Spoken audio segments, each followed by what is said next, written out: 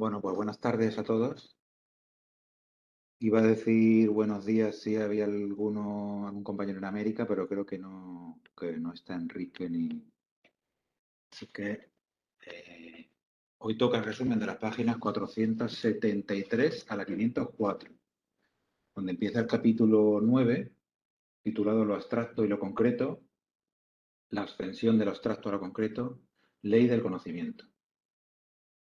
Las cuatro preguntas que entran dentro de estas páginas son esencia del problema, la correlación entre lo concreto y lo abstracto en el proceso singular del conocimiento, comienzo de la ascensión y la ascensión del abstracto a lo concreto. Bueno, pues, ¿cuál es la esencia del problema? Rosenthal nos recuerda que la esencia del conocimiento es la elevación de lo singular a lo general, del fenómeno a la ley. Un momento, disculpad, que ahora tengo otro problema.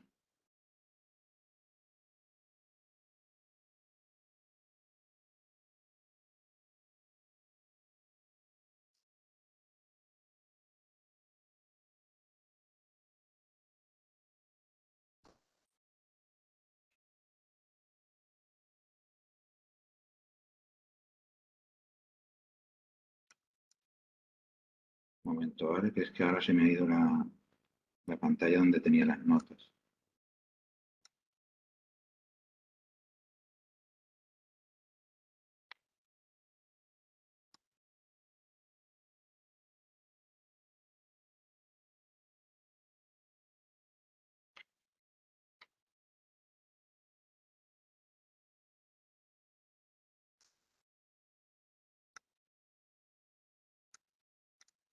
Vale, ahora sí, ¿no? Todo en orden, sí.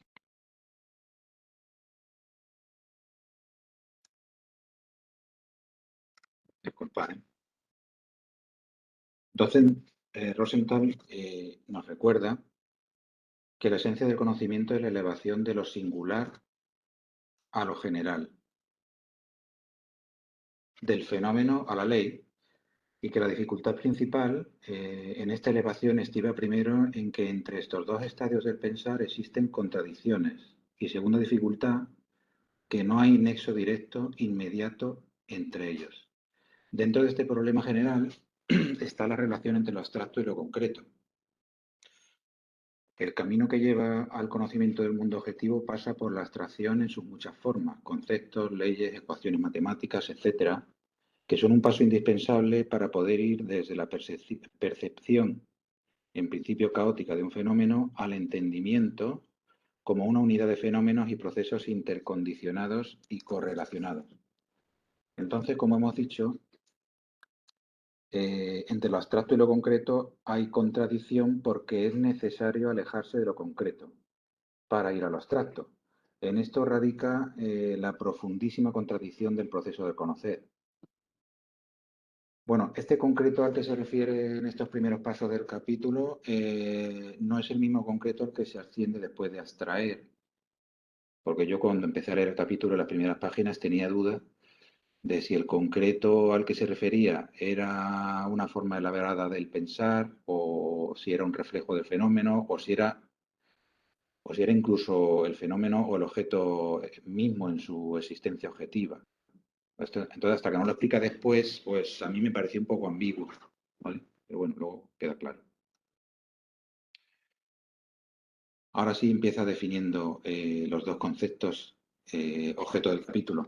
Lo concreto, dice, es la integridad de una cosa, de un fenómeno en la multiplicidad de sus numerosas facetas y partes, propiedades y determinaciones, en sus manifestaciones y en la interacción de todos ellos, es decir, en donde todos sus elementos se hallan concatenados entre sí y se condicionan recíprocamente. O sea, lo concreto es todo lo que compone o pertenece a la cosa más las relaciones internas entre esas partes. No es una suma de partes analizadas, es una síntesis única del todo. Bueno, esto es una matraca en todo el capítulo que repite como unas cuantas veces, pero bueno, para gente que no está muy puesta en filosofía como yo, es bueno que se repitan las cosas importantes, ¿no? Dice Marx que lo concreto es concreto porque constituye la síntesis de numerosas determinaciones, o sea, la unidad de lo diverso. Fuera de esta unidad de lo diverso, lo concreto no existe. Son concretos porque existe únicamente como unidad de lo diverso, como sistema de nexos y relaciones. Lo concreto no es solo la integridad de la cosa o fenómeno, también son los nexos externos y las concatenaciones con su entorno. Por ejemplo, lo concreto es la persona humana. Lo concreto de la persona humana también comprende sus relaciones sociales en conexión con toda la sociedad, sin las cuales la persona es irreconocible. Y el árbol también comprende en su concreto su relación con el suelo y con el medio ambiente. Por definición, si hay algo fuera de las condiciones enumeradas, no puede ser entendido como concreto. O sea, aquí no hay transiciones, es decir, o es concreto o es lo que viene ahora. Ahora la definición de lo abstracto dice: lo abstracto es una parte de un todo extraída de él y aislada conscientemente de todo nexo e interacción con los demás aspectos y relaciones del todo. Al abstraer, separamos mentalmente para comprender un fenómeno concreto complejo. Por eso lo abstracto es lo contrario de lo concreto. Yo tengo subrayado conscientemente, aísla conscientemente y separamos mentalmente para comprender un fenómeno, ¿vale? Por ejemplo, el electrón es una abstracción respecto de un cuerpo complejo. El monopolio es una abstracción respecto del imperialismo. Esta extracción no es un acto violento ni arbitrario sobre los fenómenos y procesos reales. El que de un todo podamos extraer una parte se explica por la existencia real de dicha parte. Es decir, no nos lo podemos inventar. El hecho de que no exista de forma aislada y concreta esa abstracción no significa que no exista. El electrón existe al igual que existe el cuerpo complejo. El monopolio existe al igual que existe la forma imperialista del capitalismo.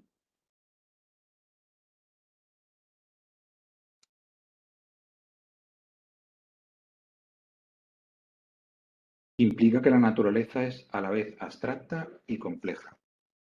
Dicho de otra manera, tanto la actividad analítica del pensar, que es el principal recurso del proceso de abstracción, como la actividad sintética, que es el medio para reproducir un todo en sus conexiones, se apoyan igualmente en la realidad objetiva. La diferencia entre lo concreto y lo abstracto no es absoluta, sino relativa, porque lo concreto en una conexión puede ser abstracto en la otra y viceversa. Por ejemplo, la molécula puede ser concreta respecto al átomo de un elemento que esté contenido en ella, claro, pero puede ser abstracta respecto a un cuerpo más complejo, es decir, es concreta respecto a uno de sus componentes, pero abstracta respecto a lo que forma parte. Entonces, lo abstracto se hace concreto, lo concreto se hace abstracto en el curso de la cognición.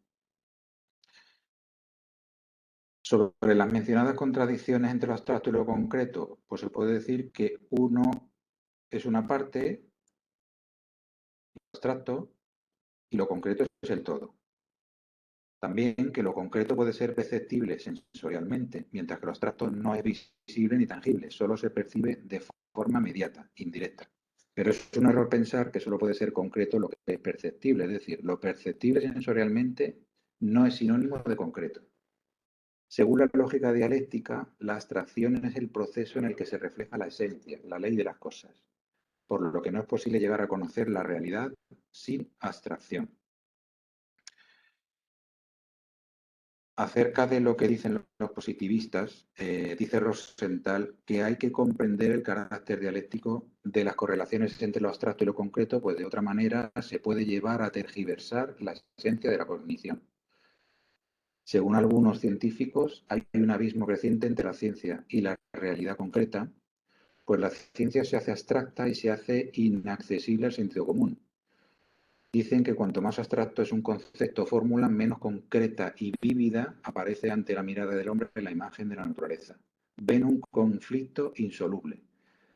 Reichenbach ve una extraña disensión en el mundo de la ciencia y la realidad inmediata y viene a decir que para solucionar esto la ciencia debería, o al menos entiendo yo, que la ciencia debería limitar su nivel de abstracción porque dice solo las vivencias y su regulación en una teoría coherente son idóneas para expresar el contenido de la investigación de la naturaleza. Russell y otros filósofos burgueses ven lo mismo. Y Rosenthal que contesta. Dice Rosenthal que la causa de este desacuerdo es no entender la interconexión dialéctica que existe entre lo abstracto y lo concreto, es decir, la verdadera lógica del movimiento del conocer, el que es necesario abstraer para conocer, supongo que se refiere a esto. También es debida esta crítica de los positivistas a no entender la complejidad real de los métodos contemporáneos de investigación que hacen posible que surja la ilusoria idea de que el saber científico, por su carácter abstracto, no es un reflejo del mundo objetivo. Entramos en el apartado segundo, la correlación entre lo concreto y lo abstracto en el proceso singular del conocimiento. Recordemos que la cognición es un proceso en el cual lo abstracto y lo concreto se hallan trabados en una unidad. La actividad extractiva no es fácil porque tiene una base escondida, invisible, vinculada a las relaciones esenciales de las cosas. Pero el fin del conocimiento no consiste únicamente en descubrir las leyes de la realidad, sino además en explicarlas por medio de dichas leyes, en explicar los fenómenos que nos rodean. Por ello, la parte más capital y más difícil del problema es lo concreto. Llegar a conocer un fenómeno es lo que tiene de concreto, y la abstracción no deja de ser un instrumento para llegar a ello. Todo el camino indirecto que recorre la cognición, la cual parte de lo concreto para abstraer, se hace únicamente para poder reflejar de manera más honda y adecuada lo concreto. Hegel, en su artículo ¿Quién piensa de manera abstracta?, dice que el modo de abstraer cotidiano no es muy fácil, ya que se hace de forma unilateral, que significa circunscrito a un aspecto o parte, pero sin tener en cuenta todos los nexos de todas las facetas, cualidades, circunstancias. Pone de ejemplo que la muchedumbre, cuando ve un reo dirigirse al patíbulo, solo ve al asesino y no a la persona y sus circunstancias. Hegel dice que también la ciencia da un enfoque unilateral al abstraer cuando se busca un conocimiento determinado, pero critica que se dé un valor absoluto al proceso abstracto del conocimiento, pues la abstracción es solo un peldaño de paso. O sea que Rosenthal está aquí de acuerdo con Hegel. Me parece que le gusta mucho el artículo. En el pensar, lo concreto se refleja dos veces, en el punto inicial y en el punto final, aunque la realidad es única. Lo concreto en las diferentes etapas no es lo mismo. En el punto de partida, lo concreto se ofrece directamente a la contemplación sensorial, es lo concreto sensorial. Es lo que decía al principio, que hay dos concretos y, bueno, se podría resumir en concreto sensorial, ¿no? Y el concreto, bueno, concreto secas. Pero aún no puede aparecer como unidad de fenómenos diversos, el concreto sensorial. Pues ésta se halla sustraída a la mirada directa y solo puede ser aprendida mediante abstracciones, leyes, conceptos, hipótesis, etc. La condición de ser accesible directamente es que en el conocer se dan elementos de comprensión ilusoria de los fenómenos, engañosa y a menudo errónea. Entonces lo concreto sensorial debe ser radiografiado por abstracciones para descubrir su escondida base, su esencia en sus indisolubles relaciones con la manifestación externa. Ya se trata de algo mental. Si tomamos un proceso singular de conocimiento, sus polos contrapuestos son ambos estadios de lo concreto. En uno tenemos lo concreto sensorialmente percibido y en el otro lo concreto mental. Y en el camino de uno a otro, la abstracción. En el concreto mental se presenta no ya como un conjunto caótico de aspectos y relaciones, sino como una unidad organizada, subordinada a determinadas leyes. No ya como una suma de diversos datos, observaciones, hechos, posiciones separadas, sino como un saber iluminado por una idea única. Ya sé que esto se repite, pero claro, como lo repite, pues, y a veces metiendo matices diferentes, dice Lenin que el significado de lo general es contradictorio. Es un significado muerto, adulterado, incompleto, etc. Pero es un paso hacia el conocimiento de lo concreto. Empezamos el punto del comienzo de la ascensión. Alcanzado el nivel de abstracción en el que la esencia, la ley de los fenómenos, se ha descubierto, el pensamiento comienza a moverse en dirección inversa, de lo abstracto a lo concreto, para reflejar lo concreto a base de la abstracción alcanzada. uniendo la diversidad de propiedades y facetas de la cosa. Se podría decir que hay un cambio cualitativo en el proceso de conocer, ¿no? Esto lo digo yo, en el momento de descubrir la esencia, ¿no? Rosenthal lo vincula a cierto aspecto o propiedad o cierta propiedad de la cosa que sea base esencial y la unidad de todas las manifestaciones de la cosa dada. Esto relacionándolo con el capítulo anterior, cuando hablaba del análisis de un fenómeno, eh, decía algo así como que hay que buscar el nexo más esencial durante el análisis, fuera del cual las demás conexiones resultan incomprensibles. Bueno, entonces, ¿qué es la esencia? La base. Para hallarla hay que encontrar la abstracción inicial. ¿Y qué es la abstracción inicial? Pues utiliza el ejemplo de algo tan complejo como es la sociedad, cuyo ser se manifiesta en una multiplicidad de esferas: economía, política, ideología, moral, arte. Cada una a su vez es compleja, no resulta fácil hallar la abstracción inicial para el ascenso. Bueno, esto de la sociedad es más que un ejemplo, ¿no? Es el ejemplo principal, el objeto principal, se podría decir, de la existencia de la lógica dialéctica, ¿no? Y del marxismo mismo. Es un objeto central, ¿no? El estudio de la sociedad para cambiarla. Así que, bueno, pues, le llama ejemplo, pero realmente es un poco entrar en la harina, ¿no? La clase social podría ser esta abstracción inicial. La clase sería una abstracción respecto de la sociedad, pero tiene un volumen de concreción importante. Ella misma constituye un fenómeno concreto y complejo. Así que la clase en sí no parece adecuada como abstracción inicial. Pero vamos a analizarla a ver si descubrimos la abstracción inicial. Aquí dice una cosa que me gusta. Dice que los enemigos del marxismo llevan la abstracción hasta tal extremo que se pierde la cualidad específica de la clase como fenómeno histórico-social. De la definición leninista de clase, se sigue que al menos las clases se caracterizan por estas 5. Yo he puesto 6, luego me da cuenta, pero él dice 5 más un complemento. Primero, por ser grandes grupos de personas. Segundo, según el lugar que ocupan en el sistema de producción social. Tercero, por su relación respecto de los medios de producción. Cuarto, por su papel desempeñado en la organización social del trabajo. Quinto, por el modo y proporción de riqueza social producida. Y último, característica, si se apropia o no del fruto del trabajo de otra clase. Abstraemos pues del todo, de lo concreto, cada una de estas partes. En realidad son cualidades, ¿no? Él dice que son partes en el libro. Son cualidades o facetas. Mediante análisis, buscando el aspecto esencial que pueda desempeñar el papel de abstracción inicial que inicie el ascenso a lo concreto. ¿Podría ser cualquiera? No. Por ejemplo, el papel desempeñado en la organización del trabajo, no, porque es algo inmediato y no esencial. Por ejemplo, también el capitalista puede delegar esto en trabajadores. Podría ser el modo y proporción de riqueza. Sería tomar el efecto por la causa. Como en el capítulo anterior también hablaba de las interacciones cíclicas que dificultaban el descubrimiento de la esencia. Por ejemplo, el capitalista lo es no porque dirija la producción, sino que dirige porque es el capitalista. Y con esto ya nos acercamos. La abstracción inicial debe cumplir, primero, que refleje la esencia. Segundo, debe ser abstracción límite. Aquí introduce este término nuevo.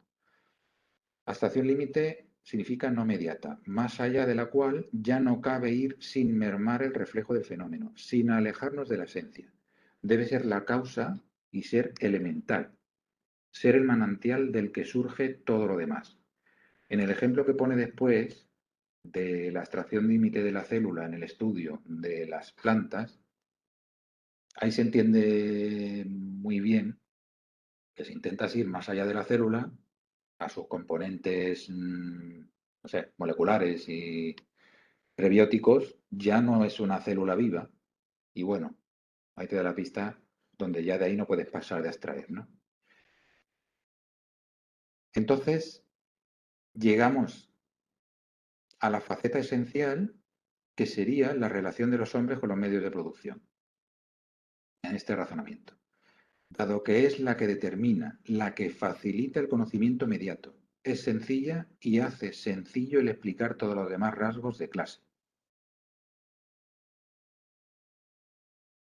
Aunque, por muy límite que sea, ha de ser al mismo tiempo concreta, que tenga lo cualitativamente específico de un fenómeno dado. Los apologistas del capitalismo, burguesía y socialistas de derecha suelen seguir otro camino en la abstracción y toman como abstracción última no la relación con los medios de producción, sino la colocación en el organigrama del proceso de la producción, lo que condiciona la pertenencia a una clase u otra, es decir, según orden tecnocrático. Pero independientemente de la evolución en el esquema organizativo, las riquezas fundamentales del país se hallan concentradas en la burguesía, en el Estado burgués, y la clase económica dominante es también política. Este modo de enfocar el problema por parte de los procapitalistas infringe las reglas lógicas de abstracción, dice Rosenthal, porque se pierde la cualidad del fenómeno investigado, porque la organización técnica de la producción es un fenómeno distinto, no reúne las condiciones de expresar lo cualitativamente específico de la clase social. Rosenthal lo equipara con intentar explicar las interacciones entre partículas subatómicas con las macrofuerzas que bastan para explicar los procesos mecánicos. Otro ejemplo de abstracción última es el descubrimiento por Marx al estudiar el modo capitalista de producción. Lo identifica como el valor materializado en la mercancía. Esta es la abstracción última que encuentra Marx. Valor materializado en mercancía. Lo llama forma más abstracta de la riqueza burguesa. Este valor sería una abstracción concreta, más allá de la cual no cabe ir. Otro rasgo de la abstracción inicial es que ha de coincidir con lo que ha sido lo primero en el desarrollo de la realidad misma. Así, en el Capital de Marx, la abstracción lógica inicial del cambio de mercancía según la ley del valor se corresponde con el momento inicial histórico del desarrollo del capitalismo, en analogía con el estudio de la célula de los seres unicelulares como abstracción inicial del estudio de la botánica. También debe reflejar las contradicciones propias del fenómeno, motor de su ulterior desarrollo. Bueno, ahí he hecho en la diapositiva una colección de todas las características que he encontrado que debe cumplir la abstracción inicial.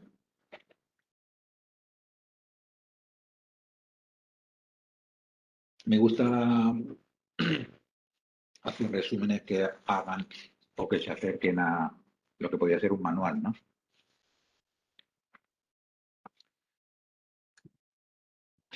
El punto 4 es la ascensión de lo abstracto a lo complejo.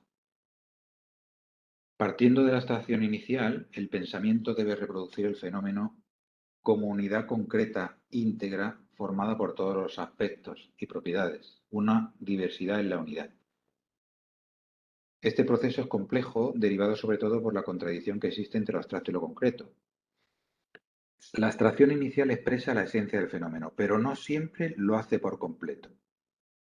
Así, en el ejemplo de las clases sociales, la abstracción inicial expresa la esencia, que es de índole económico, la propiedad de los medios de producción, y explica bien lo relacionado con este aspecto. Pero ¿qué hay de la política, la ideología, la filosofía, la moral, etcétera? Conocer estos otros aspectos haría más concreta la clase social, resultando que la definición económica de la clase social constituye una abstracción que se debe complementar con contenido concreto. Vemos aquí lo importante de entender la relatividad de la abstracción y la concreción. Entonces, si confrontamos la abstracción inicial con estos otros aspectos, vemos que el nexo entre lo abstracto y lo concreto no es tan simple ni inmediato.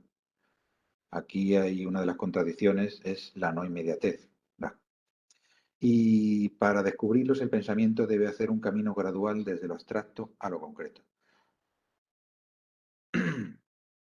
De la relación con los medios de producción de una clase social no es posible inferir de manera directa, por ejemplo, el arte en esa sociedad. De esto deducen los sociólogos burgueses que la abstracción inicial y por consiguiente las clases son ficción.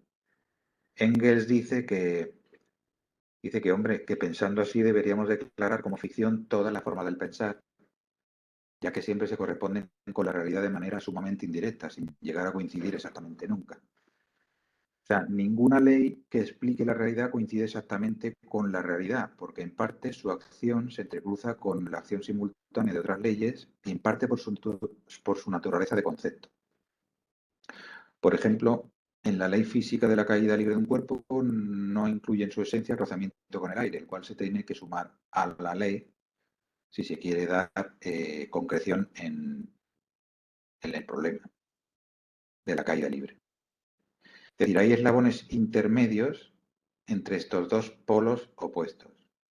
Ninguna ley ni esencia coincide directamente ni contiene exactamente la realidad. El pensamiento, al pasar de lo concreto sensorial a la abstracción, toma la esencia en estado puro, obviando aspectos que complican el proceso. Entonces, al hacer el camino inverso, la abstracción inicial va haciéndose inmediata a través de nuevas facetas de las que se había prescindido en la fase anterior. Otros eslabones de mediación, condiciones nuevas, variables, desarrollo del propio fenómeno, introducen más variables en esto. La complejidad del ascenso de lo abstracto a lo concreto se puede resumir en los siguientes rasgos capitales. En parte están dichos yo, están repetidos, pero también introduce algunos matices importantes y novedades. La característica A, el objetivo principal estriba en reproducir en el pensar todo el sistema de nexos y relaciones característicos del objeto dado como integridad concreta. La mente al principio, mediante análisis, descompone y separa los nexos y relaciones que sirvan de inicio del proceso de ascensión. La esencia inicial se inserta en nexos más complejos, lo abstracto en lo concreto, ganando en riqueza de matices. Por lo común refleja el desarrollo del propio objeto de forma paulatina, no de golpe. Característica B, no se trata de sumar conceptos sobre aspectos singulares del fenómeno, sino se trata de unir un proceso en un proceso de inferencia sintética, de desarrollo de toda la multiplicidad concreta del fenómeno. C, cada nueva etapa, este es el punto donde más aporta, del resumen, debe estar directamente ligada a la precedente. Cada nuevo concepto o definición del objeto debe contener de forma superada al de la etapa anterior. La ascensión ha de ser gradual, sin saltar por encima de los eslabones de mediación. En el ejemplo de las clases sociales, las relaciones de propiedad sobre el medio de producción están ligadas a formas de conciencia de tal o cual clase social, pero no podemos inferir directamente su ideología, su arte y demás, pero sí de su forma económica de vida. Sí podemos inferir directamente las relaciones, perdón, sí podemos inferir directamente las relaciones políticas y jurídicas del aspecto económico. A su vez, de estas últimas podemos inferir porque las condicionan la ideología, la concepción del mundo, la moral y finalmente la ideología y la moral determinan la dirección en la que se desenvuelve el arte y sus posicionamientos frente a la realidad. Entonces, según esto, si refundimos todas las facetas de la vida de las clases sociales, una cadena de elementos subordinados de forma inmediata con el siguiente, de manera que el organismo social se concreta, sería, partiendo de la propiedad de los medios, economía, política y derecho, ideología, moral y arte. A esto se refiere con lo que hemos comentado de concatenar sin saltos el ascenso a lo concreto. Cada eslabón es más concreto que el anterior, dado que uno queda superado con el siguiente, pasando a formar parte del nuevo concepto. Por ejemplo, la política presupone la economía. La política es economía superada y pasa a ser abstracta. Ahora ahonda más en este ejemplo, ¿vale? Ahora bien, el estancamiento del desarrollo de las fuerzas productivas da lugar a una falta de horizonte político, una concepción decadente del mundo, por tanto, moral antihumanista de la sociedad burguesa, provoca la desintegración de la forma de arte. La moral, a su vez, refleja los intereses económicos de la clase social. Esto de la desintegración de la forma del arte, la verdad que no lo entiendo muy bien. Creo recordar que ya salió en algún sitio en el libro.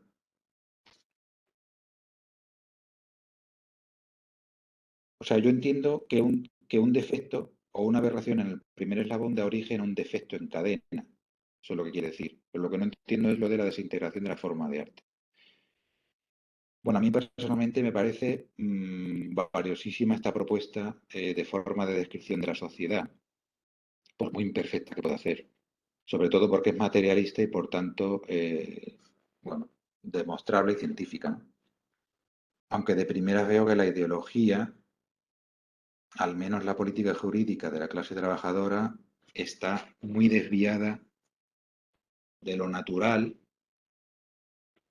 desviada hasta igualarse con la de la burguesía, por lo menos en la sociedad que yo conozco, ¿vale? Incluso últimamente, la ideología de la clase trabajadora se puede decir que está igualada incluso con la de la aristocracia feudal, vamos. En el proceso de descripción del modo capitalista, Marx encuentra una cadena análoga con valor, plusvalía, beneficio. Sería una secuencia análoga a la que acabamos de ver, ¿vale? El rasgo Che, me ha alegrado encontrar la letra Che, hacía tiempo que no la veía. Dice que el ciclo de partida y vuelta desde y a lo concreto. El proceso de conocimiento parte de lo concreto en lo que se percibe por observación sensorial. Al ascender de lo concreto de lo abstracto a lo concreto, se va complicando el proceso a medida que se va añadiendo conocimiento concreto. El pensamiento va abarcando diversas facetas y cualidades y se acerca al momento en el que el objeto o fenómenos son reproducidas en el pensar en todos sus aspectos, tal como se manifiesta en la vida real.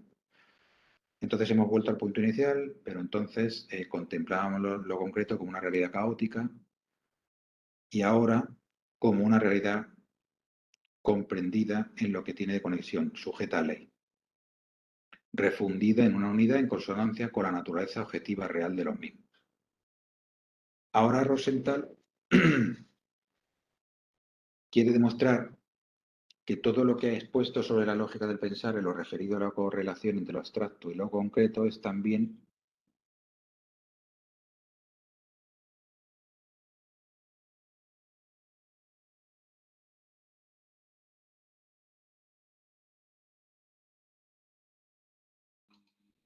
Parece que se ha bloqueado Mario o somos nosotros. yo, ¿me Yo lo escucháis? oigo. Yo os estoy escuchando bien. Vosotros Ahora los que sí, estáis... sí, se ha parado nada, 10 segundos. vale, ahora sí, ¿no? Ahora sí. Vale, continúo, ¿vale? Es que yo creo que es mi conexión, que ha estado muy lenta últimamente, el wifi. Podría ser. No sé si apagar el vídeo. Bueno, ahora no sé cómo apagarlo. No, ahora se te oye bien, se te ve Vale, bien. vale. Todo el rato es todo bien, ¿eh?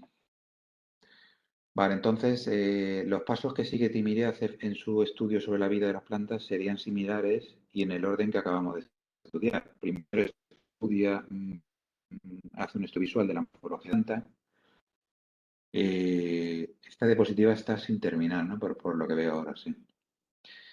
Después hace un análisis, ¿vale? Describe por separado los elementos de la planta, empezando por intuición, por la semilla y la yema, ya que el individuo comienza su vida en la semilla, y sigue con el resto de elementos, la hoja, flor, etc. Pero este objeto concreto, la planta, en este objeto todos sus órganos están relacionados entre sí mediante unos nexos internos desconocidos. Para conocerlos es necesario abstraer y experimentar. Piensa el autor si el punto de partida del ascenso a lo concreto debería ser la semilla, ya que la planta nace de ella. Es decir, ¿puede ser la semilla la abstracción última? Ve Timiryazev que la semilla es demasiado compleja y no cumple, por tanto, con las características de una abstracción límite.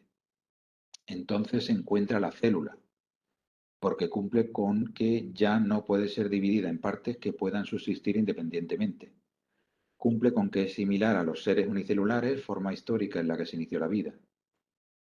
Estudia internamente la célula en todos sus componentes, procesos y funciones vitales e inicia el ascenso. recorriendo el resto de componentes de la planta y Timiryazev descubre el proceso histórico de desarrollo de las formas orgánicas. Bueno, al final hace una explicación del proceso, un resumen muy interesante, pero bueno, es repetir lo mismo. Yo opino sobre este ejemplo que ha puesto de este libro, que habría resultado un ejemplo más adecuado el de algún científico que no fuera un filósofo que utiliza conscientemente el mismo esquema lógico que pretende ilustrar, ¿no? Que le hubiera lucido más la descripción de las investigaciones de algún científico cualquiera, bueno, con algún ejemplo bien escogido, ¿no? Pero bueno. Y aquí el fin del resumen. Me gustaría añadir un ejemplo que, por ilustrar, es un ejemplo moderno, ¿vale? De abstracción científica, por ilustrar la parte en la que los críticos de la abstracción científica, que se aparta de la realidad y distorsiona el reflejo de la realidad, no me acuerdo qué punto era. Entonces, además es un ejemplo de gran abstracción científica en la que estoy seguro que Rosenthal habría usado en este libro si lo hubiera usado si lo hubiera escrito unas décadas después, ¿no? Es un ejemplo de abstracción científica extremo que lleva desarrollándose siglos, pasando de una generación a otra de científicos, tecnologías y descubrimientos. Y es una abstracción tan abstracta, digamos, que ni siquiera nace de la observación de la naturaleza. Se trata de los agujeros negros, ¿vale? Del estudio y del conocimiento, de la historia del conocimiento de los agujeros negros. Si me permitís, hago un mini resumen de un momento, ¿vale? Los agujeros negros, como sabéis, son unos cuerpos de altísima densidad de masa en el universo que generan un campo gravitatorio tan potente que ni siquiera la luz puede escapar de ellos, presentando una singularidad gravitacional. Bueno, pues fue John Michell el primero que, según consta en sus escritos de 1783, habló el primero de que podrían existir objetos de esas características y utilizó junto con Laplace para demostrarlo las leyes de Newton de la atracción gravitatoria. Esta idea quedó aparcada durante más de un siglo, especialmente cuando se descubrió la naturaleza ondulatoria de la luz en 1801. Después, Einstein, en 1915, explicó el comportamiento de la luz en campos gravitatorios, por los cuales la luz sí se ve influenciada, y estableció las fórmulas que se aplican al objeto introduciendo las correcciones de las leyes de la relatividad, leyes recién descubiertas en aquella época. Más tarde, Schwarzschild fue quien resolvió matemáticamente las ecuaciones de Einstein. Pero una cosa curiosa es que ambos, Einstein y Schwarzschild, predijeron matemáticamente la existencia de los agujeros negros, pero ninguno de ellos llegó a comprender ni a creer en su existencia hasta el final de sus vidas. No fue hasta los años 60 cuando se pusieron las bases del siglo pasado, de 1960, cuando se pusieron las bases para entender qué es un agujero negro cuyo nombre fue acuñado en los años 70 por John Wheeler. Es desde entonces cuando los científicos han venido observando indirectamente estos objetos a través del comportamiento de los objetos cercanos. Y no fue hasta 1990 cuando se observaron las primeras presuntas evidencias de que podían confirmar su existencia. Pero hasta el año 2016, 230 años después de lo que podríamos decir fue la primera abstracción sobre los agujeros negros, fue cuando se consideró demostrada su existencia con el experimento para detección de ondas gravitacionales LIGO. Y fue la semana pasada, en mayo de 2022, cuando se llegó a tener una imagen del agujero negro supermasivo más cercano llamado Sagitario A en el centro de nuestra galaxia. Entonces, bueno, el ejemplo este es muy llamativo y se podría decir que con el desarrollo del conocimiento de los agujeros negros se ha logrado concretar y comprobar la existencia de un fenómeno objetivo a partir de una abstracción tan abstracta y alejada, si me permitís la expresión, que ni siquiera sus creadores creían en ella. Bueno, y este es el fin del resumen. Disculpar los problemas técnicos. Os doy paso, David. Muy bien, Mario, muchas gracias. Pues nada, lo de siempre, turno de palabra para preguntas o comentarios.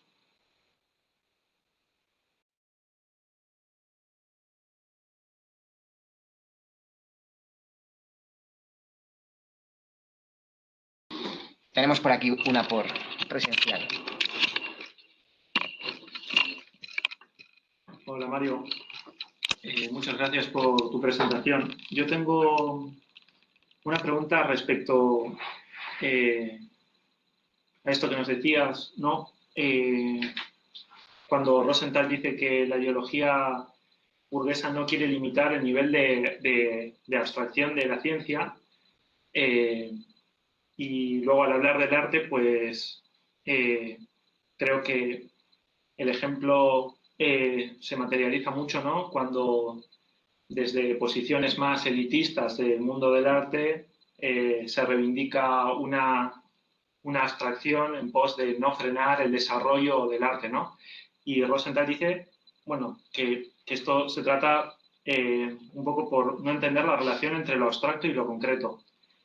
Pero, o sea, quería preguntar a ver si esto lo puedes desarrollar un poco más para eso, no me ha terminado de quedar claro, ¿no? ¿Dónde, o sea, dónde está o sea, en qué radica esa no comprensión de lo abstracto y lo concreto? Eso sería.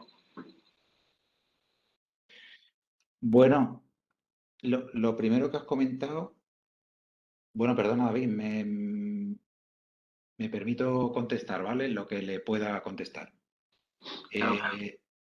Lo primero que has dicho que la ideología burguesa, no sé si lo has dicho así, no permite desarrollar la abstracción. Bueno,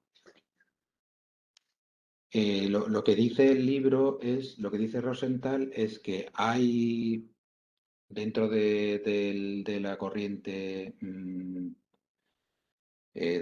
positivista, se dice que la abstracción científica a partir de cierto nivel empieza a alejar el conocimiento de la realidad, empieza a alejar el reflejo de la realidad, incluso empieza a distorsionarla, ¿no? Entonces, lo que yo creo que quiere decir Rosenthal es que el no entender el movimiento del pensar que necesita abstraer y a veces abstraer mucho y alejarse mucho, incluso sin un rumbo muy determinado, para poder explicar la realidad después. Pero primero hay que entender que hay que alejarse y que hay que abstraer. Y en la ciencia, que cada vez encontramos, bueno, que se encuentran en la ciencia contemporánea temas muy complejos y de investigaciones muy complejas, que es lo que viene a decir. Y luego lo que has preguntado del arte, no lo he entendido mucho. Lo has hilado con el arte y no... ¿Lo puedes repetir? No sé si te he contestado un poco. Sí, o sea, si la ciencia, o sea, si el pensamiento burgués no eh, dice a ver cómo lo digo. Ante la afirmación de que la ciencia no tiene que limitar su nivel de abstracción, No, que tiene que limitar, perdona. Esa corriente de pensamiento dice que la ciencia debe limitar el nivel de abstracción. Yo he entendido eso.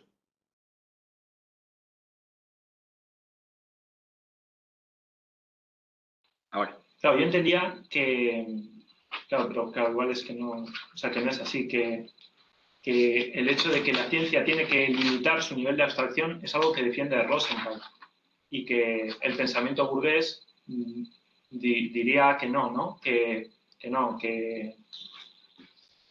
Pero claro, igual no es así, ¿no?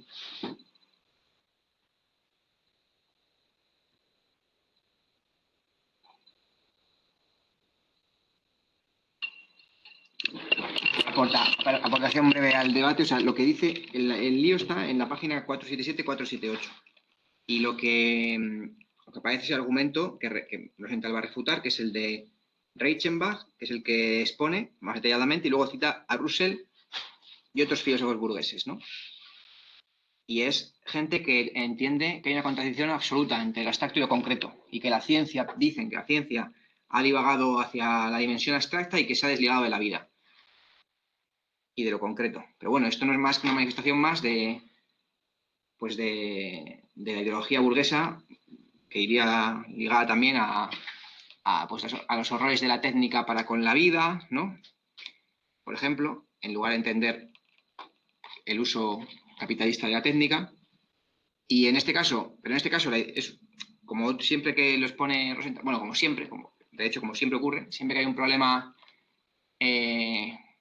ideológico de clase, siempre se sustenta en algún tipo de incomprensión de la realidad, ¿no? Y en este caso, ¿en dónde radica que los filósofos burgueses consideren antitética la abstracción y lo concreto, y que reclamen que la ciencia deje de irse por lo abstracto y que sean las vivencias las que sean la fuente del conocimiento?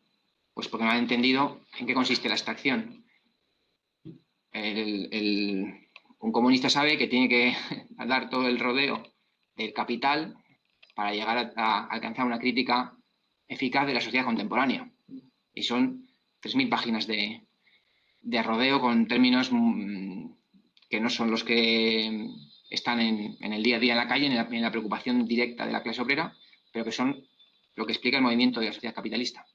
Entonces, para un científico que ha comprendido la dialéctica, o un comunista que ha comprendido la dialéctica, la abstracción es una herramienta que te aleja de la realidad en un sentido, pero porque lo que está haciendo es alcanzar cuestiones esenciales para luego entender esa realidad. Entonces, el problema que se está criticando es la división metafísica, la división absoluta entre lo abstracto y lo concreto, y no entender por qué la ciencia, cuanto más se desarrolla, pues sí, va desarrollando leyes y categorías más abstractas, pero que en última instancia lo único que hacen es conseguir, ¿no? La teoría de la relatividad está hoy en día haciendo que los aviones y los satélites los relojes de los satélites vayan a tono con los relojes que hay sobre la Tierra. O sea, se consigue mediante la teoría de la relatividad, se consiguen cosas muy, muy concretas a partir de una ley descubierta que ha necesitado, pues eso, de una alta labor de extracción, ¿no? Pero que tiene luego mucha aplicación, muchas diversas aplicaciones. Entonces, no sé si aclarado esto, no sé si se está aclarado, no sé por dónde sigue la aportación, Julen. Disculpa, David. Sí, por ir al núcleo de lo que decía el compañero, que no, ¿cómo se llama el compañero? Julen, vale. El tema es, te voy a decir la frase concreta, que es de Reichenbach, que dice exactamente, dice, solo las vivencias y su regulación en una teoría coherente son idóneas para expresar el contenido de la investigación de la naturaleza. Y yo entiendo de aquí que quiere decir que la ciencia debería limitar su nivel de abstracción. Es que incluso es que es empirista lo que dice, ¿no? ¿Vale? Es esa justamente la frase de la que yo he extraído esa esencia.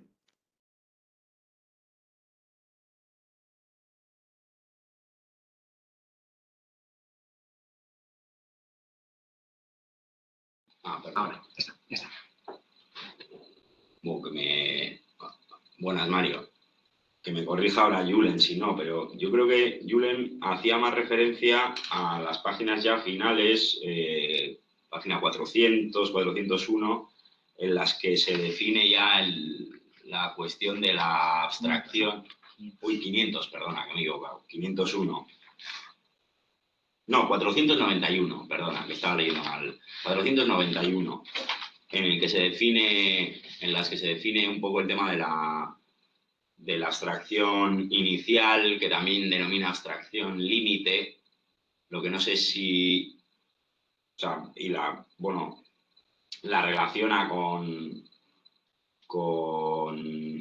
cuestiones que, o pues, con cuestiones relativas al capital y a Marx, pues eso, por ejemplo, a la mercancía como abstracción inicial para el estudio del capitalismo. Yo creo que Julen lo relacionaba más con eso o quería partir de esa cuestión. No sé si luego Rosenthal desarrolla, o sea, si Rosenthal sí que menciona que la ideología burguesa no tiende a establecer esa abstracción límite para... Esto ya desconozco, pero yo creo que se estaba refiriendo más a eso. No sé si me he explicado bien o no. Toca ayudar a aclararse. Claro. Lo que llega a decir es que la ideología burguesa toma como abstracción inicial lo que le conviene, que es algo que desvía de la esencia, de la abstracción inicial que considera el marxismo. O sea que la burguesía lo que considera ha escogido, y la verdad que está bastante bien hablado porque lo escuchamos a diario casi, es que lo que define si eres de una clase social o de otra es el lugar en el organigrama. O sea, si tú estás en una fábrica clavando suelas de zapatos, pues tú algún día podrás cambiar de clase si te ascienden, si llegas a ascender pues a director de la fábrica, por ejemplo. Eso es lo que viene a decir. No sé si está relacionado con lo que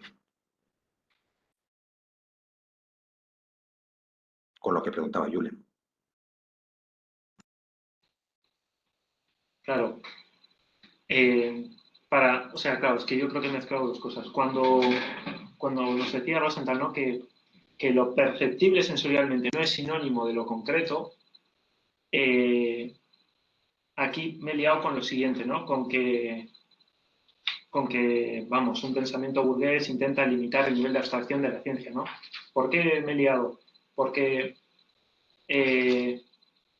luego cuando da el ejemplo, o sea, cuando se refiere al arte, más tarde,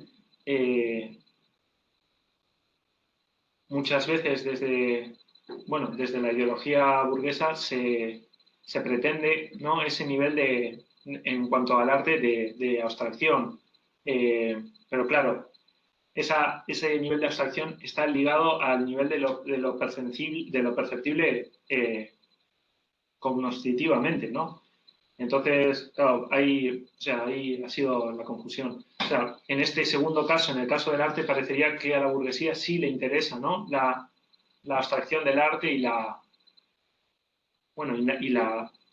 no concretización, ¿no? Y también le interesa esa falta de rumbo, ¿no? Esa abstracción sin rumbo de la que nos hablaba Mario. Era eso.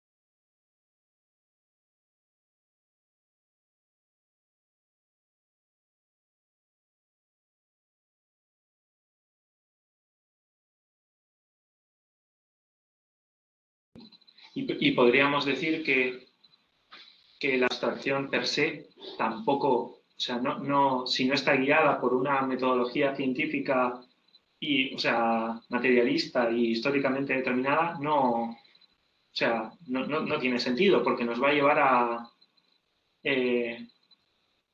o sea, David antes ha dado el ejemplo, ¿no?, del capital. o sea, damos vueltas, 3.000 palabras, pero en una dirección concreta. Si esto no está organizado, no. O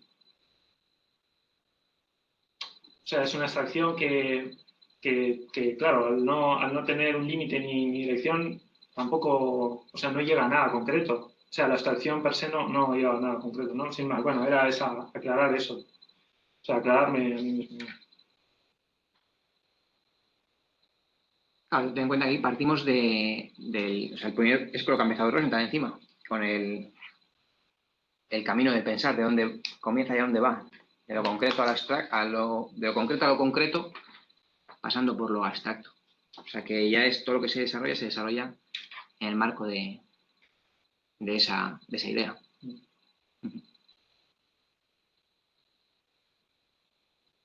De ese proceso.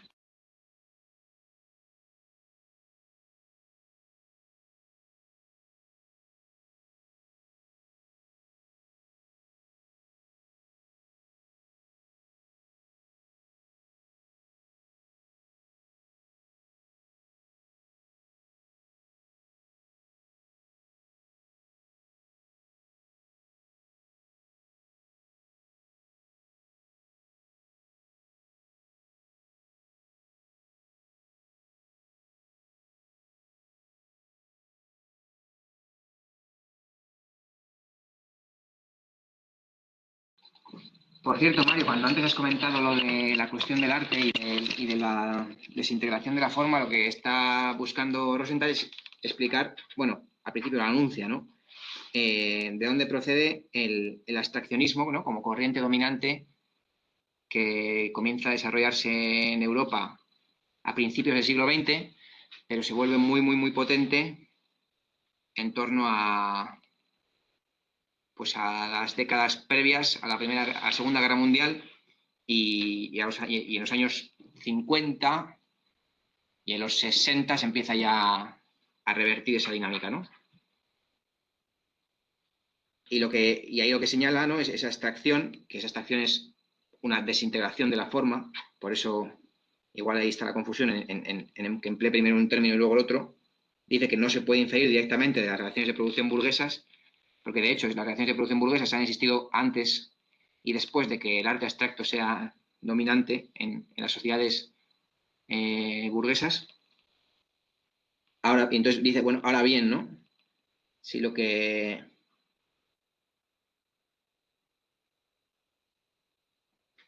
si esas reacciones de producción ya han dado de sí lo que podían y resulta que las políticas de la clase dominante y su concepción decadente del mundo, su moral antihumanista, entonces resulta que, bueno, pues si tenemos en cuenta todas estas cosas ya más concretas, ¿no?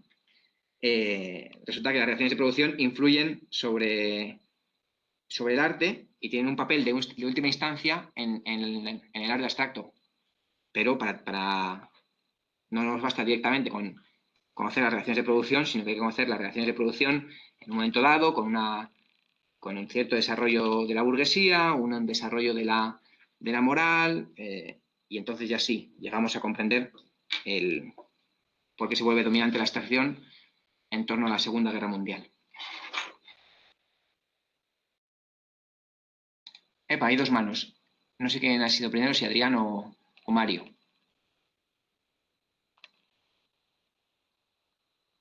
Adrián. Pues adelante, Adrián. Vale, a mí comentar que me ha parecido interesante la página 497, así resumido. Bueno, yo hago aquí los resúmenes, no traigo la cita, pero dice: es erróneo entender el camino hacia lo concreto como un proceso en virtud del cual se crean conceptos sobre todos los aspectos singulares de lo concreto y luego se unen formando una unidad. En realidad, partiendo de la abstracción inicial, se desarrolla toda la multiplicidad concreta del fenómeno. Esta síntesis no es un mero acoplamiento de partes hasta formar un todo, sino un procedimiento de desarrollo. Es la inferencia de lo concreto partiendo del abstracto. Solo así se puede reproducir la concreta diversidad de las facetas del fenómeno en su unidad. El acoplamiento solo conduce a una definición ecléctica del todo como suma de las facetas de la cosa dada.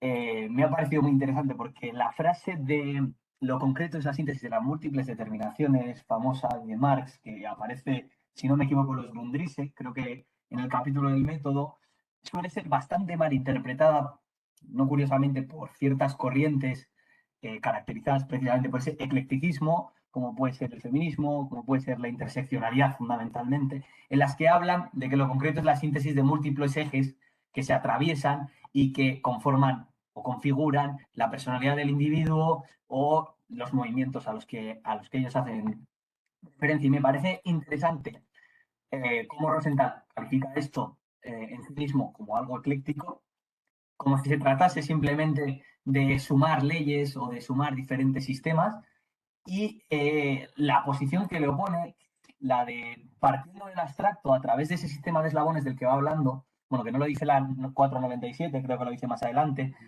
como partiendo de un abstracto de esa categoría simple y en su despliegue podemos ver cómo va enriqueciéndose, cómo va llenándose de contenido y en este caso cómo nos va informando sobre lo concreto en su síntesis de múltiples determinaciones. Es decir, cómo es ese camino por lo que concreto se despliega, lo que nos puede informar esa multiplicidad de determinaciones que caracterizaría a lo concreto progresivamente. Eso lo hace con el ejemplo de la economía política e ideología.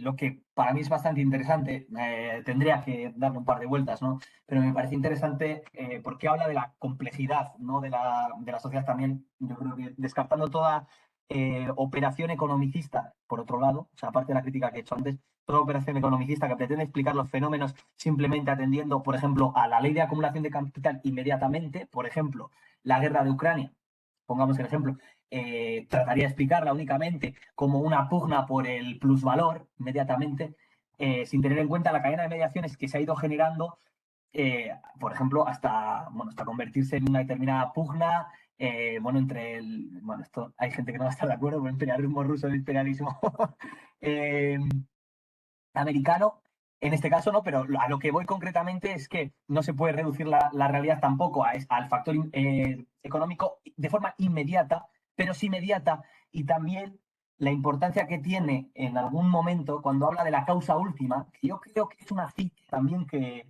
Engels la utiliza en su respuesta, no sé si es a Bloch, en los años 90, que ha sido muy criticada cuando dice que el aspecto económico, no la tengo ahora mismo delante, ¿no? Representa la determinación en última instancia. Utiliza esta frase. Y yo creo que aquí casa muy bien lo de la última instancia. Nos está diciendo que en la última instancia, es decir, cuando vamos suprimiendo los eslabones necesarios de los que hemos partido para llegar a lo concreto, si suprimimos esos eslabones, o sea, si nos volvemos hacia atrás, en esa categoría concreta, vamos a encontrar la relación económica fundamental, que en este caso sería, en el caso del capitalismo, el valor, etcétera, ¿no? La acumulación de capital, etcétera.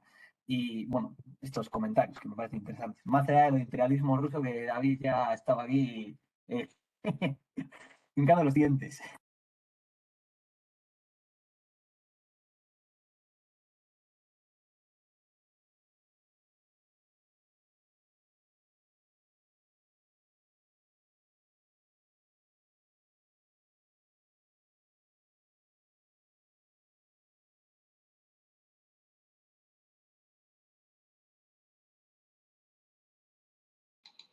Adelante, Joaquín. Bueno, y Mario también. Estaba Mario primero, ¿no? Espera, Joaquín, que creo que estaba Mario primero, si no me equivoco. Mario y luego Joaquín. Sí, lo mío es. Vamos a ver si logro hacer la pregunta, concretar la situación. A ver, lanzo la pregunta, ¿eh? Si creéis que Rosenthal dice explícita o implícitamente al describir el desarrollo en cadena de la concretización de la sociedad, que la clase trabajadora tiende a tener cierta ideología y cierta moral. Perdón, Mario, se ha cortado un poco. ¿Qué tiende a tener cierta ideología y cierta moral? ¿El qué? La clase trabajadora. O la clase trabajadora o la clase burguesa, pero una clase concreta si tiende a tener por naturaleza cierta sea, una ideología concreta, por ejemplo.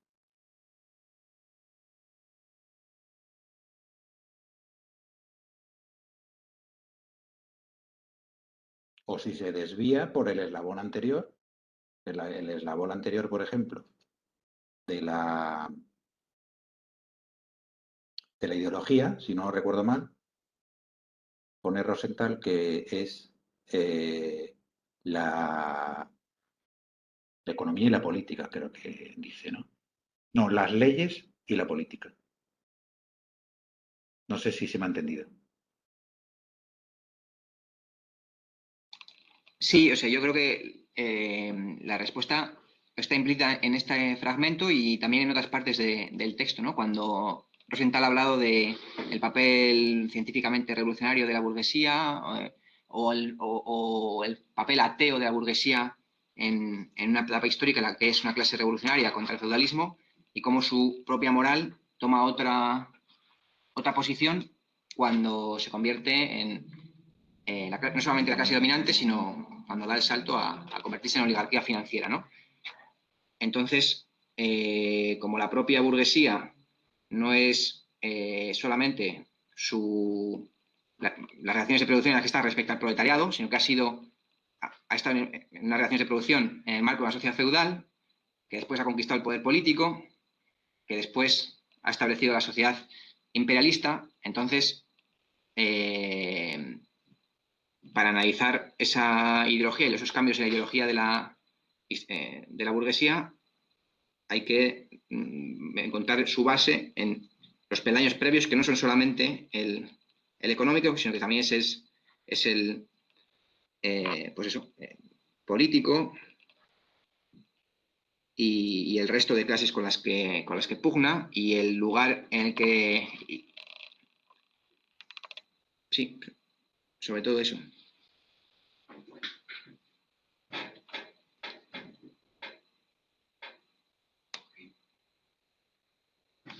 Joaquín, palabra.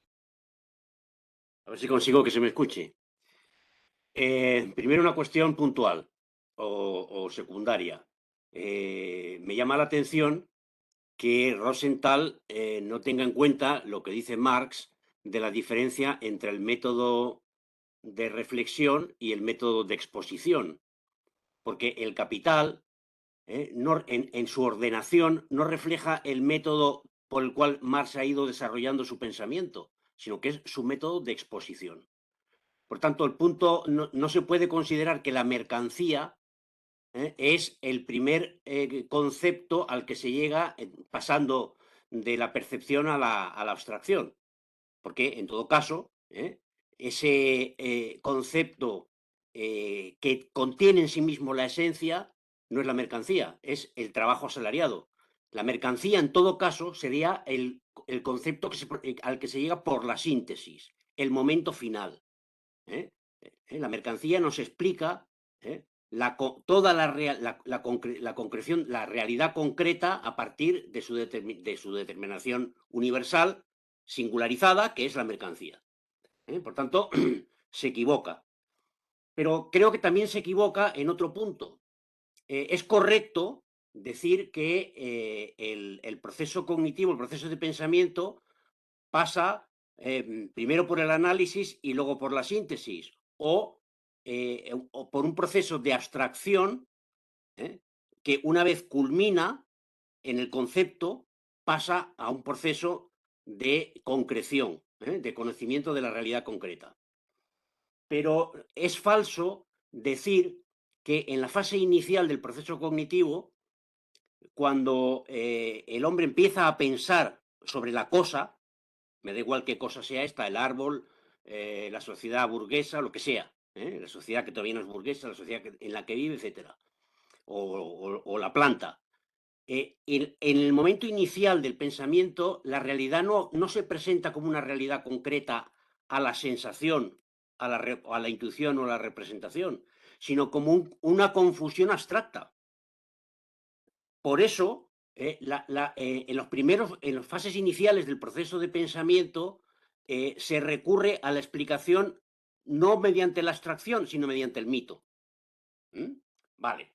O sea, lo que aparece inicialmente no es al cerebro, al ser pensante, al ser que piensa, lo que se le presenta inicialmente no es la realidad concreta. La realidad concreta es la culminación a la que llega al final. En ese primer fase del pensamiento, la fase analítica, la fase de la realidad a la abstracción, es así como, tal como lo dice Rosenthal. Sin embargo, Rosenthal considera que el concepto abstracto ya está perfilado o está terminado cuando en el concepto abstracto se ha identificado la esencia del fenómeno, la esencia de la cosa y la ley. No puede ser. No puede ser porque la ley pensada es la expresión de la dinámica de la realidad, de la cosa real. La expresión de la dinámica del proceso que sigue invariable o variablemente la cosa pensada. Mientras que el concepto, la abstracción, es un puro concepto, es una, como dice Rosenthal, es la separación de un aspecto de esa cosa pensada.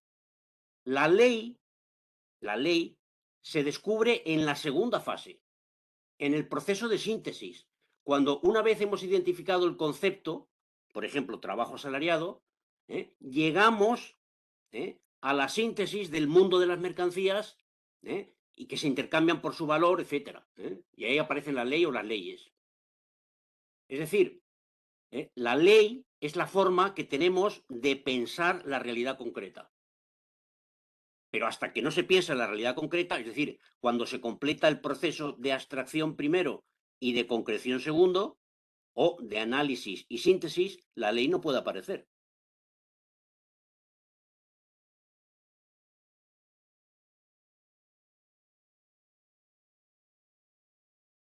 Pues ya está.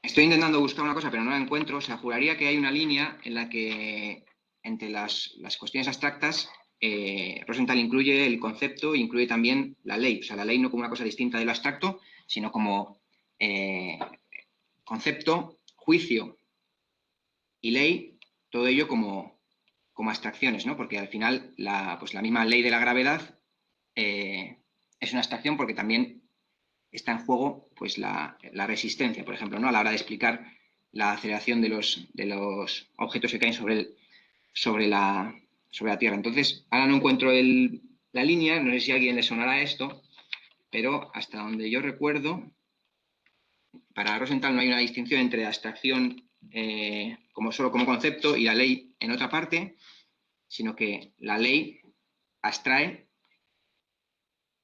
sí, por supuesto, aspectos del movimiento de la realidad, pero es una abstracción.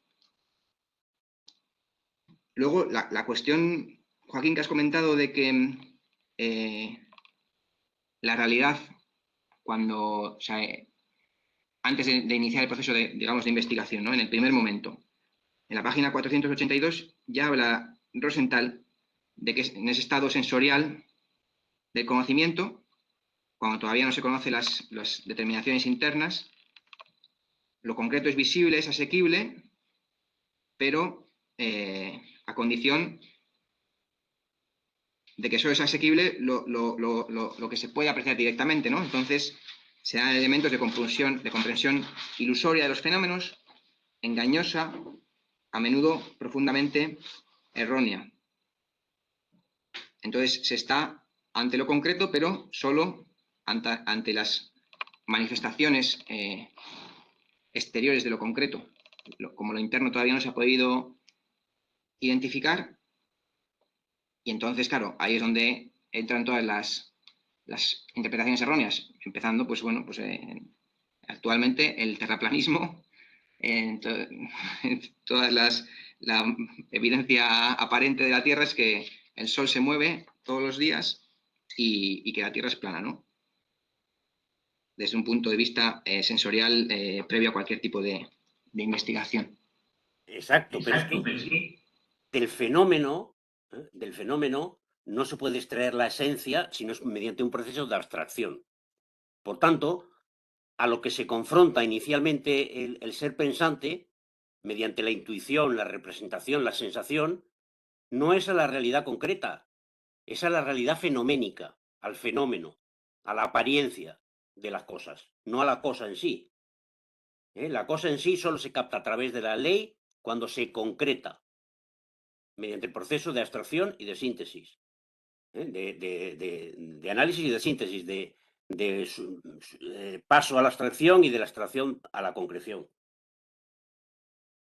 Quizás una forma de expresión, pero hay momentos en los que parece que dice, y lo dice Rosenthal, que en la fase inicial el ser pensante, el pensamiento se enfrenta a la cosa. No, no, no, no. A la realidad concreta, a la cosa. No, no, no, en absoluto. Se enfrenta a la apariencia fenoménica, a la apariencia de los fenómenos, de la realidad. Esa distinción creo que no la hace con suficiente claridad. Porque si bien es cierto que tiene esa frase, más adelante dice, por ejemplo, puede hablar del tema de las plantas. A ver.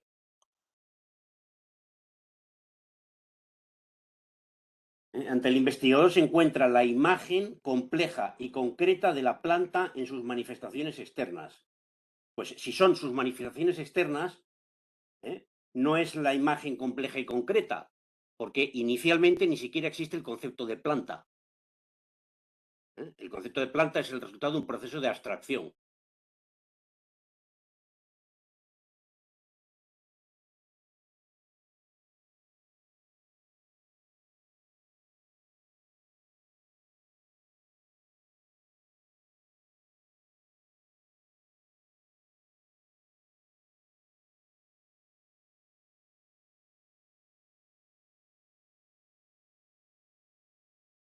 ¿Alguien tiene la mano levantada? No, no la he bajado.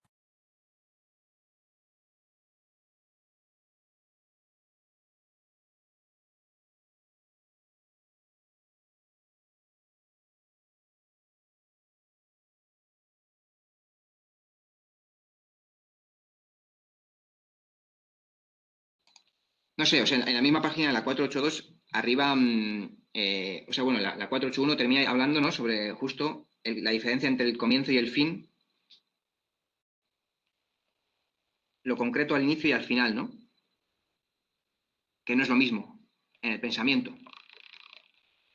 Pero resalta, eso en el pensamiento, ¿no? La realidad es una. La realidad es una y existe como realidad concreta, como unidad de la diversidad, al principio y al final, ¿no? Lo que pasa es que lo concreto, nos dice Rosenthal, es superficial al inicio, lo cual da pie hasta profundos errores, dice, y al final encuentra la relación entre lo interno y lo externo. Pero Rosenthal llama a ambos concreto. Empieza por lo concreto y termina por lo concreto. Porque en este caso se está poniendo concreto pues a toda la labor de análisis que va extrayendo de todas esas apariencias, fenómenos, encontrando regularidades que va descomponiendo y va encontrando un sentido interno, y cuando llega a esa última abstracción, es luego abstracción inicial en el sentido de reconstrucción teórica del fenómeno. Que, por cierto, Joaquín, aquí no lo dice Rosenthal, pero implícitamente queda claro, o es más o menos evidente, o igual tendría que ser un siguiente capítulo, que a fin de cuentas la exposición tendrá que ver con la síntesis. El análisis nos lleva hasta la abstracción inicial desde el punto de vista de la síntesis, o la final desde el punto de vista del análisis, y entonces desde la mercancía o desde la célula, si uno se remonta hasta hasta el crédito, bueno, también puede ser parte de la tarea de investigación, porque igual Marx mismo tuvo que... pues, de hecho, es que esta cuestión del abstracto concreto todavía no se nos ha entrado al problema de... Se nos está hablando del conocimiento, pero no se ha entrado al problema de la distinción entre investigación y exposición, porque igual todavía estamos en un... Todo esto puede ser parte del proceso de investigación, aunque vemos continuamente que una exposición coherente de las cosas tiene que estar vinculada a una exposición sintética de lo abstracto hacia lo concreto, etc., etc., ¿no? Pero ese problema no está, igual todavía no es un problema.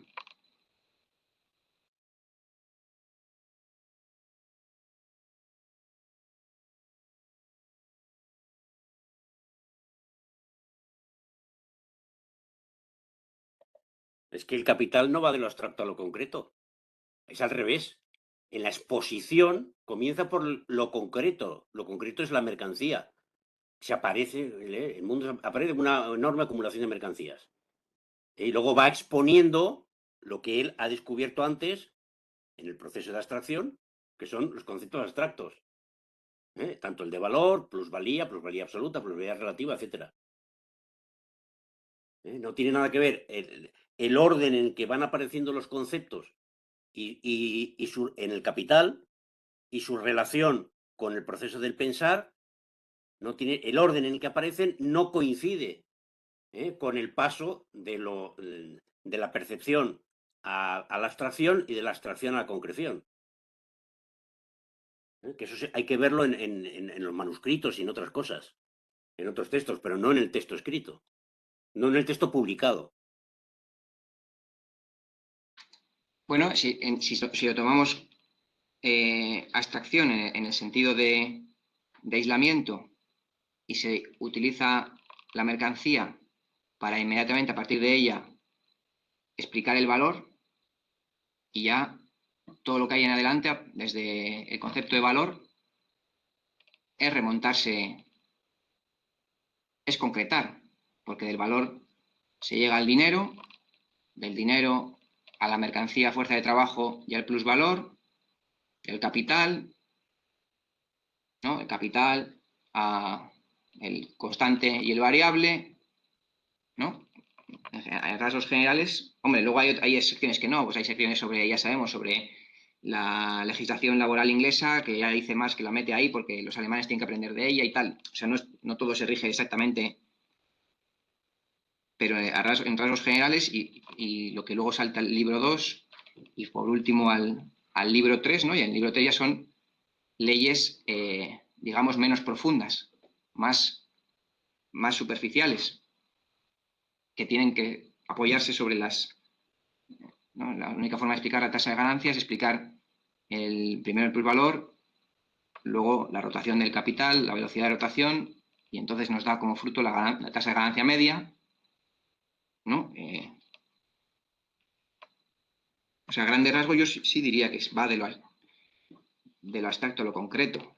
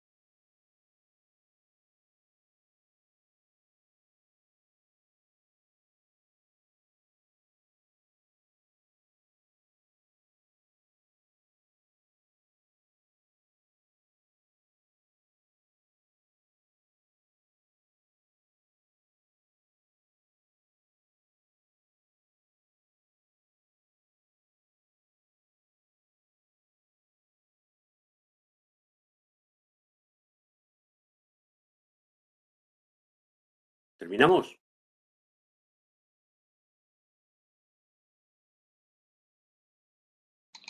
Pues yo creo que sí, porque aquí no hay ningún comentario más. Creo que por ahí tampoco nadie comenta nada. No, Mario, cerramos entonces, ¿no?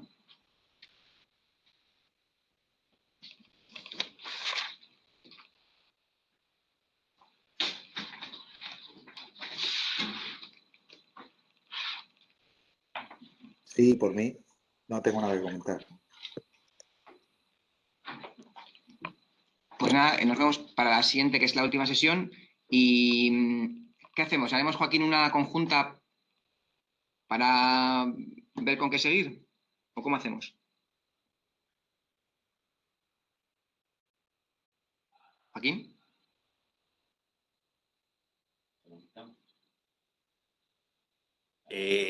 No tiene mucho sentido porque los Grundrisse todavía no han terminado. Hemos terminado el primer tomo. Falta el segundo. Con lo cual vamos a seguir con el segundo. Lo que hay que decidir es si vamos a continuar hasta julio o vamos a retomarlo en septiembre. Eso que ha quedado para la semana que viene. Y sin embargo, el libro de Rosenthal lo hemos terminado. Entonces, lo que habría que decidir en todo caso, no conjunta, sino si se va a continuar con una reflexión filosófica o no. Vale. Pues que cada quien le vaya dando una vuelta. Tú haz la propuesta y luego ya veremos. Vale. ¿Tienes alguna idea en la cabeza? Sí. No, clara no. Así como otros años he tenido muy claro lo de, pues eso, la de mujer era muy clara. Esta también me parecía muy provechosa. No tengo tan clara, porque otra cosa que también me parecía interesante era la que habíamos hablado también más veces ya, de tratar los textos económicos menores de Marx y de Engels, que nos podían servir también para puerta de entrada para gente nueva, ¿no? Todo, pues, Mises de la filosofía, la sección económica del Anti-Düring, los artículos de Marx del New York Tribune, salario, precio y ganancia, trabajo, salario y capital, todo eso. Lo que pasa es que, claro, si están los Grundrisse ya, y ese otro, pues no sé, no lo tengo muy... Yo esta vez no lo tengo tan claro. Fíjate. Otra cosa que había pensado era que podemos entrarle también al tema de psicología y pedagogía y educación. A ver si por el ámbito de la educación atraemos a alguien. Y estaba pensando en... no, Makarenko no. Bueno, también hay... Sí, pero no. Vygotsky. Vygotsky. Darle a Vygotsky porque tiene unos textos muy interesantes sobre la imaginación. Mezcla cuestiones de psicología, sí, estudio de la psique, y también del desarrollo de los niños, de la educación también. O sea, psicología infantil y tal. Pero no, vamos, no lo tengo tan claro como otras veces. No, otro manual de filosofía de esto. También podría pensarse.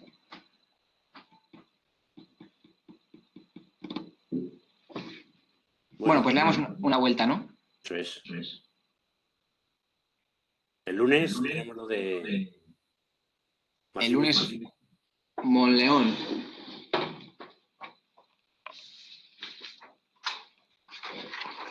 Hacer propaganda. Ahí está. Pues ¿Había nada, mandado el link? el link se va a enviar a la gente que lo ha reclamado, porque la gente que lo está pidiendo se le está incluyendo una etiqueta. Tú, por ejemplo, Mario, has enviado para solicitar correo. O sea, ¿has enviado correo? Sí. Vale. Contesté al correo, si no recuerdo mal. Bien. Bien, yo no estoy, o sea, no soy yo que lo está haciendo, pero hay una persona que lo que está haciendo es todos los correos que llegan, les pone una etiqueta y se les va a enviar el fin de semana el enlace. Porque si lo enviamos el enlace con 2 semanas de antelación, luego a la gente se lo olvida. Entonces, mejor lo enviamos este fin de semana, recordando que es el lunes. Buena idea. Y listo.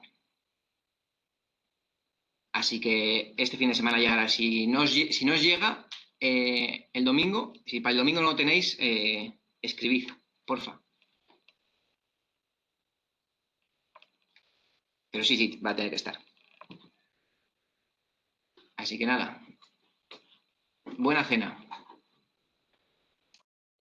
Bueno, adiós. Venga, un saludo, hasta luego. Agur, agur.